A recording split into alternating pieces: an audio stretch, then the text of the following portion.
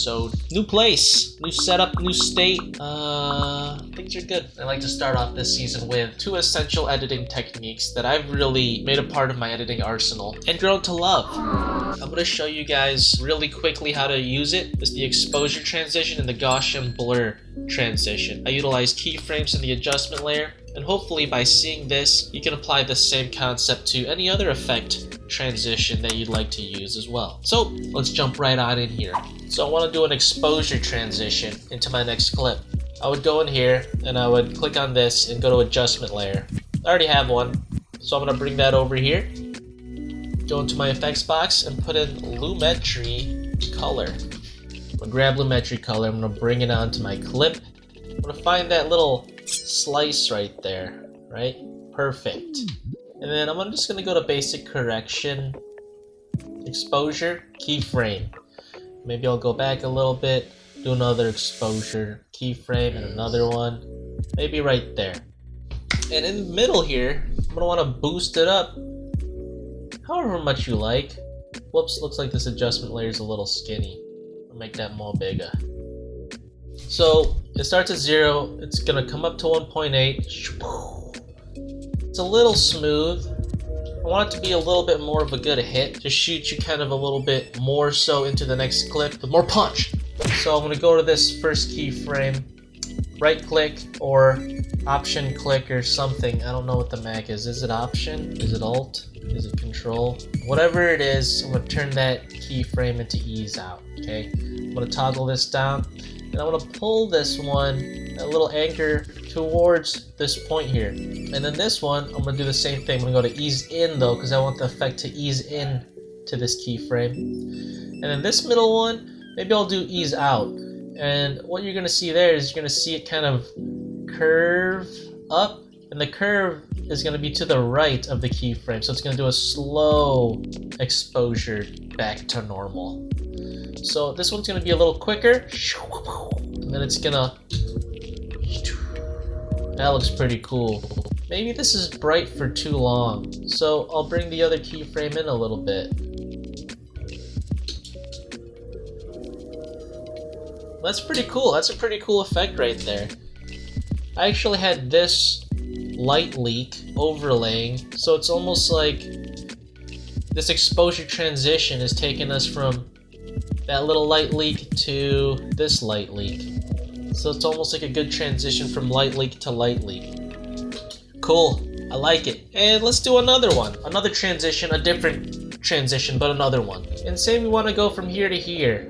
I like to use this type of transition when I feel like there just needs to be something more. Maybe a sequence is just cut on beat, cut on beat, cut on beat, cut on beat. So just to throw another curveball into the mix, I'll take 2 of those clips and I'll transition them with a Gaussian blur. It's almost like a rack focus blur is what I like to think of. So, you know, bring in this adjustment layer.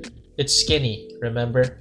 So I'm going to make it like 185 so I make sure that it covers the entire frame. Why is it skinny? Fine, I'll tell you. So I edit video actually in 1350 by 1080. No, 1080 by 1350 because that's like a nice long size for Instagram. Instagram likes it. You know, it takes up more real estate on the phone, so when you're scrolling through, it's like there's a big chunk going through your phone, not just a slim little 1920 by 1080 piece. Going, whoop, it's harder to miss. Anyway, go to your effects box here and put in Gaussian. I like to call it Gaussian. It's probably not how you say it, but that's just the thing I do. Again, we're gonna go to the slice in between both clips. Set a keyframe. Maybe there. Set a keyframe here. And set a keyframe here. I kind of like to have this one a little bit further because it's like it ramps up really fast and then it kind of Gaussian blurs slowly. Anyway, we're gonna ease in this guy. We're gonna go here, we're gonna ease out this guy. We're gonna go to the center console and I'm gonna just raise up the blur a little bit. It's almost like a focus, right?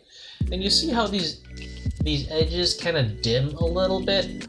Well, it's all on artistic preference, but if you don't like that, you can come over here.